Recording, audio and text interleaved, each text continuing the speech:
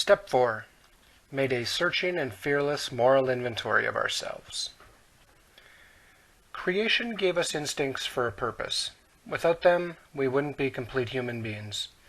If men and women didn't exert themselves to be secure in their persons, made no effort to harvest food or construct shelter, there would be no survival.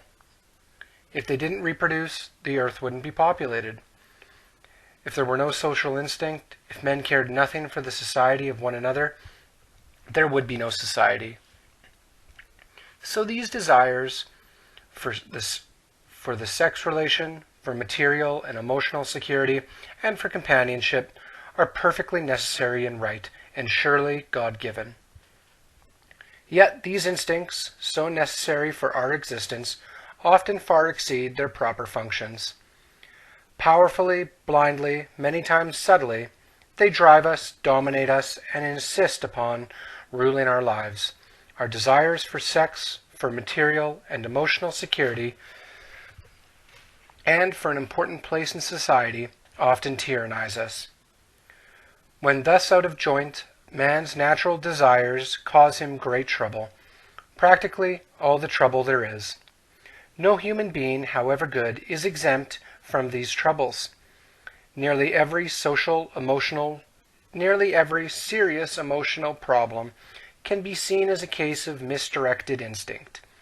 When that happens, our great natural assets, the instincts, have turned into physical and mental liabilities.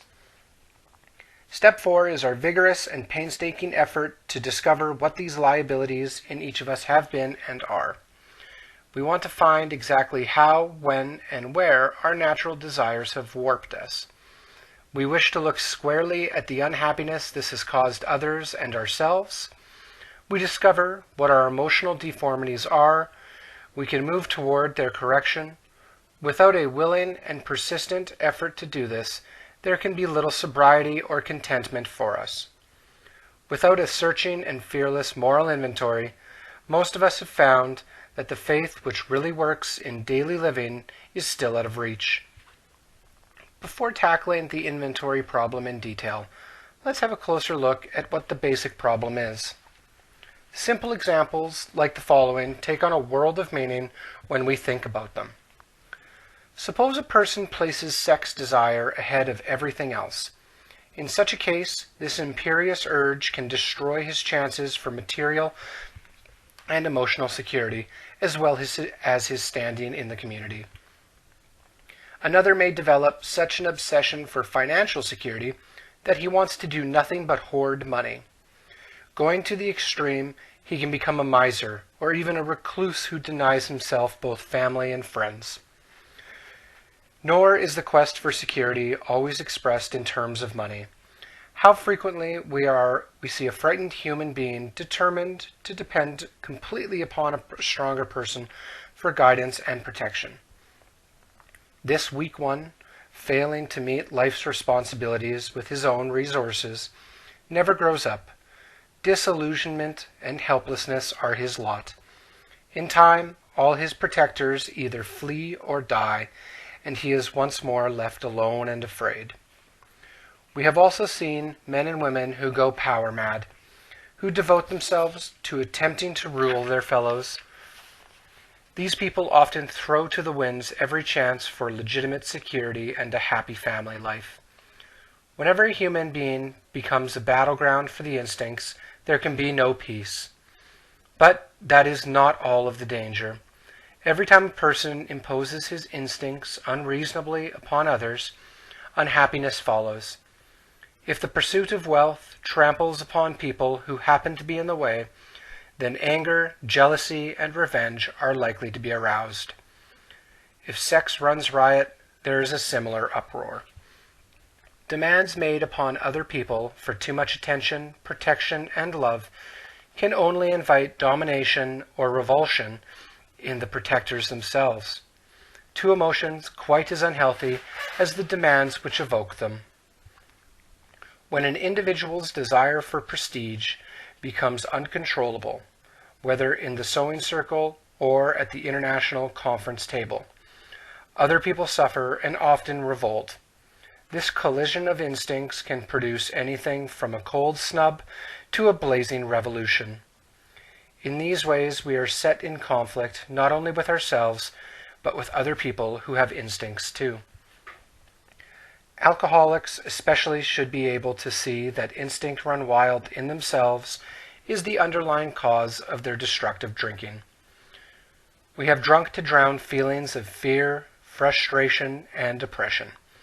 We have drunk to escape the guilt of passions, and then have drunk again to make more passions possible. We have drunk for vain glory, that we might the more enjoy foolish dreams of pomp and power. This perverse soul sickness is not pleasant to look upon.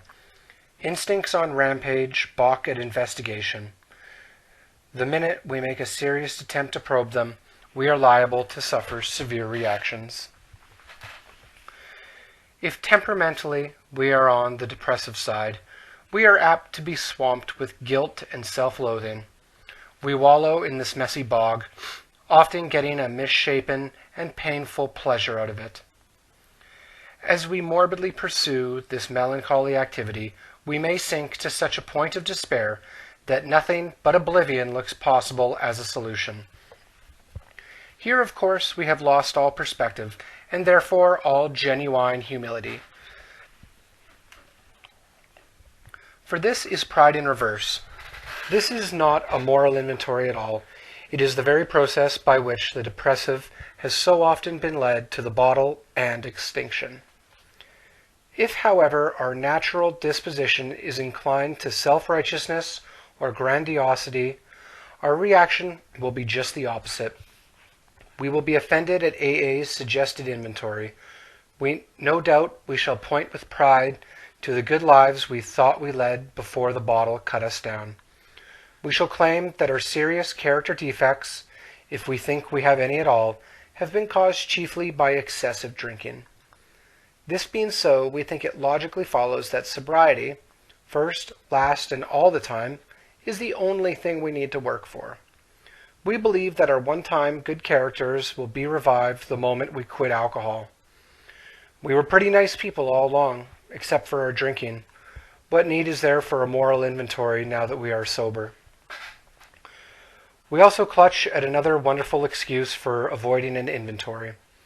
Our present anxieties and troubles, we cry, are caused by the behavior of other people who really need a moral inventory. We firmly believe that if only they'd treat us better, we'd be all right. Therefore, we think our indignation is justified and reasonable, that our resentments are the right kind. We aren't the guilty ones, they are. At this stage of the inventory proceedings, our sponsors come to the rescue.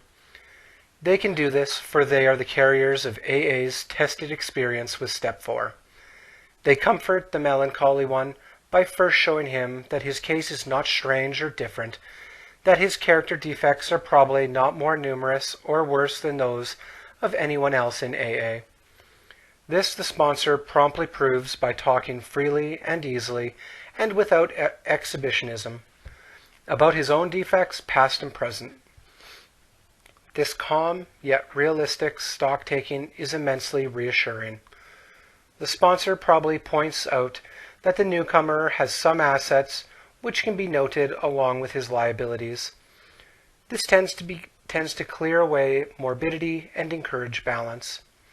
As soon as he begins to be more objective, the newcomer can fearlessly, rather than fearfully, look at his own defects. The sponsors of those who feel they need no inventory are confronted with quite another problem. This is because people who are driven by pride of self unconsciously blind themselves to their liabilities. These newcomers scarcely need comforting. The problem is to help them discover a chink in the walls of their ego has built, through which the light of reason can shine. First off, they can be told that the majority of AA members have suffered severely from self-justification during their drinking days. For most of us, self-justification was the maker of excuses. Excuses, of course, for drinking and for all kinds of crazy and damaging conduct. We have made the invention of alibis of fine art. We had to drink because times were hard or times were good. We had to drink because at home we were smothered with love or got none at all. We had to drink because at work we were great successes or dismal failures. We had to drink because our nation had won a war or lost a peace. And so it went ad infinitum. We thought conditions drove us to drink, and when we tried to correct these conditions and found that we couldn't to our entire satisfaction, our drinking went out of hand and we became alcoholics.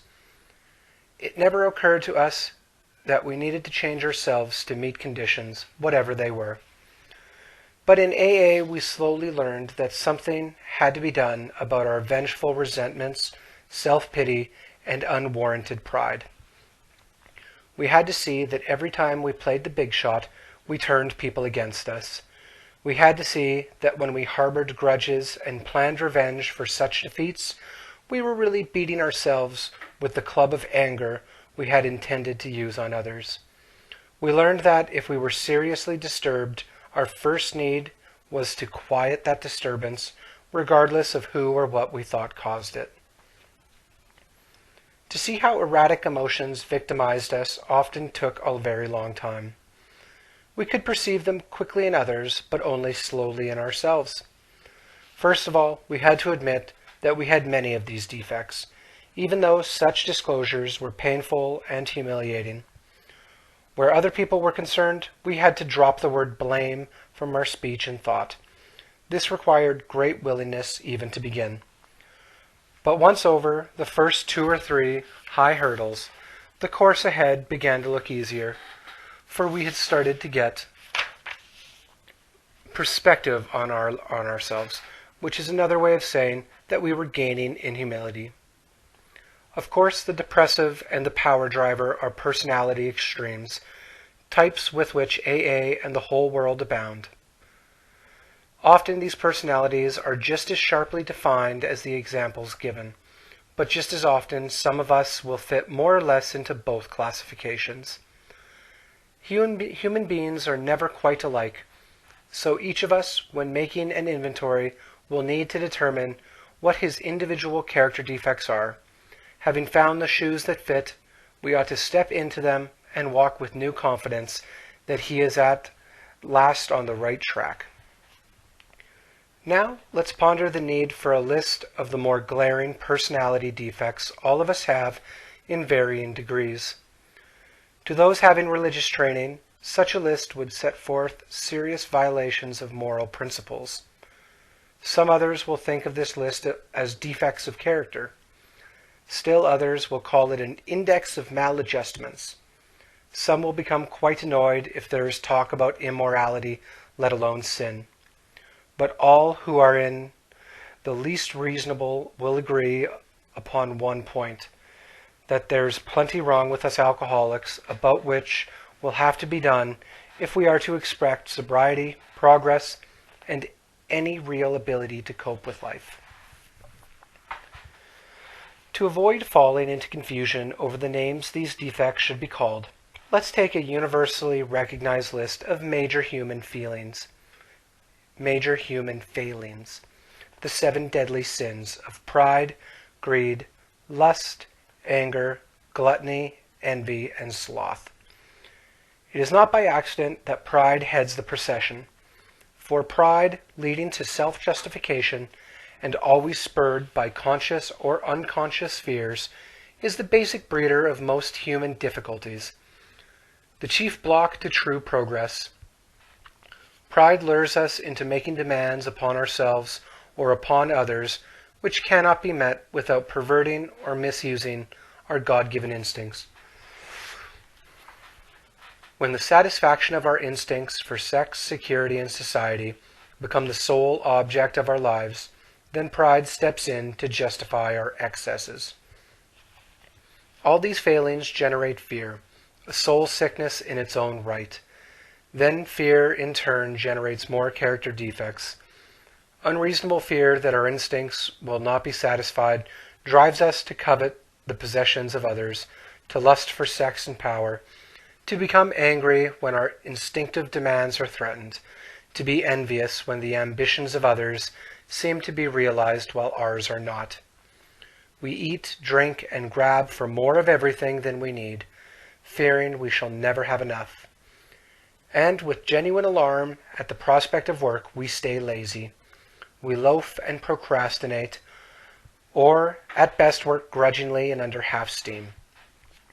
These fears are the termites that ceaselessly devour the foundations of whatever sort of life we try to build. So when AA suggests a fearless moral inventory, it must seem to every newcomer that more is being asked of him than he can do. Both his pride and his fear beat him back every time he tries to look within himself. Pride says, "You need not pass this way," and fear says, "You dare not look."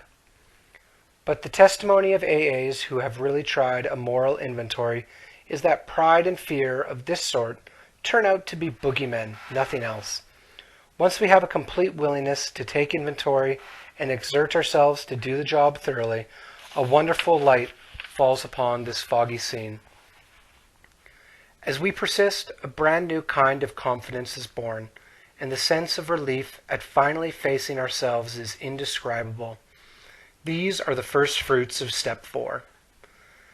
By now, the newcomer has probably arrived at the following conclusions: that his character defects, representing instincts gone astray, have been the primary cause of his drinking and his failure at life, that unless he is now willing to work hard at the elimination of the worst of these defects, both sobriety and peace of mind will still elude him, that all the faulty foundation of his life will have to be torn out and built anew on bedrock.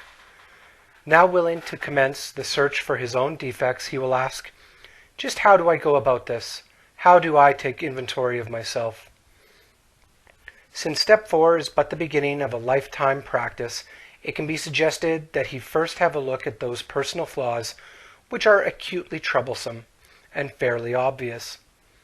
Using his best judgment of what has been right and what has been wrong, he might make a rough survey of his conduct with respect to his primary instincts for sex, security, and society. Looking back over his life, he can readily get underway by consideration of questions such as these. When and how, and in just what instances, did my selfish pursuit of the sex relation damage other people and me? What people were hurt and how badly? Did I spoil my marriage and injure my children? Did I jeopardize my standing in the community? Just how did I react to these situations at that time? Did I burn with a guilt that nothing could extinguish? Or did I insist that I was the pursued and not the pursuer, and thus absolve myself? How have I reacted to frustration in sexual matters? When denied, did I become vengeful and depressed? Did I take it out on other people? If there was rejection or coldness at home, did I use this as a reason for promiscuity? Also of importance for most alcoholics are the questions they must ask about their behavior respecting financial and emotional security. In these areas, fear, greed, possessiveness, and pride have too often done their worst. Surveying his business or employment record, almost any alcoholic can ask questions like these. In addition to my drinking problem, what character defects contributed to my financial instability? Did fear and inferiority about my fitness for my job destroy my confidence and fill me with conflict? Did I try to cover up those feelings of inadequacy by bluffing, cheating, lying, or evading responsibility? Or by griping that others failed to recognize my truly exceptional abilities? Did I overvalue myself and play the big shot? Did I have such unprincipled ambition that I double-crossed and undercut my associates? Was I extravagant? Did I recklessly borrow money, caring little whether it was repaid or not? Was I a pinch penny, refusing to support my family properly? Did I cut corners financially? What about the quick money deals, the stock market, and the races? Business women in AA will naturally find that many of these questions apply to them too. But the alcoholic housewife can also make the family financially insecure. She can juggle charge accounts, manipulate the food budget, spend her afternoons gambling, and run her husband into debt by irresponsibility, waste, and extravagance. But all alcoholics who have drunk themselves out of jobs, family, and friends will need to cross-examine themselves ruthlessly to determine how their own personality defects have thus demolished their security. The most common symptoms of emotional insecurity are worry, anger, self-pity, and depression. These stem from causes which sometimes seem to be within us, and at other times to come from without. To take inventory in this respect, we ought to consider carefully all personal relationships which bring continuous or recurring trouble. It should be remembered that this kind of insecurity may arise in any area where instincts are threatened. Questioning directed to this end might run like this. Looking at both past and present, what sex situations have caused me anxiety, bitterness, frustration, or depression? Appraising each situation fairly, can I see where I have been at fault? Did these perplexities beset me because of selfishness or unreasonable demands? Or, if my disturbance was seemingly caused by the behavior of others, why do I lack the ability to accept conditions I cannot change? These are the sort of fundamental inquiries that can disclose the source of my discomfort and indicate whether I may be able to alter my own conduct and so adjust myself serenely to self-discipline. Suppose that financial insecurity constantly arouses these same feelings. I can ask myself, to what extent have my own mistakes fed my gnawing anxieties? And if the actions of others are part of the cause, what can I do about that? If I am unable to change the present state of affairs, am I willing to take the measures necessary to shape my life to conditions as they are? Questions like these, more of which will come to mind easily in each individual case, will help turn up the root causes. But it is from our twisted relations with family, friends, and society at large that many of us have suffered the most. We have been especially stubborn and stupid about them.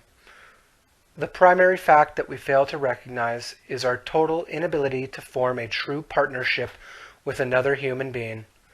Our egomania digs two disastrous pitfalls.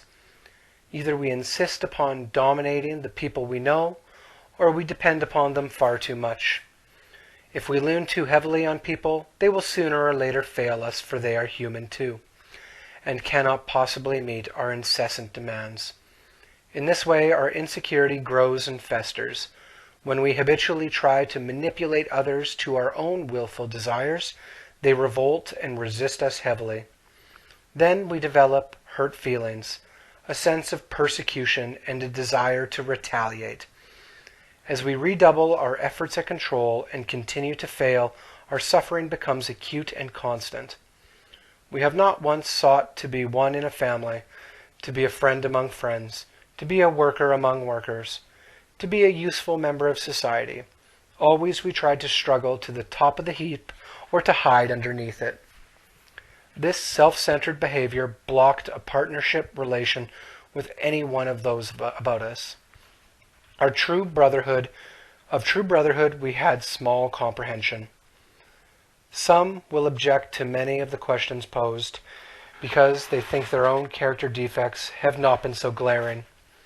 To these, it can be suggested that a conscientious examination is likely to reveal the very defects the objectionable questions are concerned with.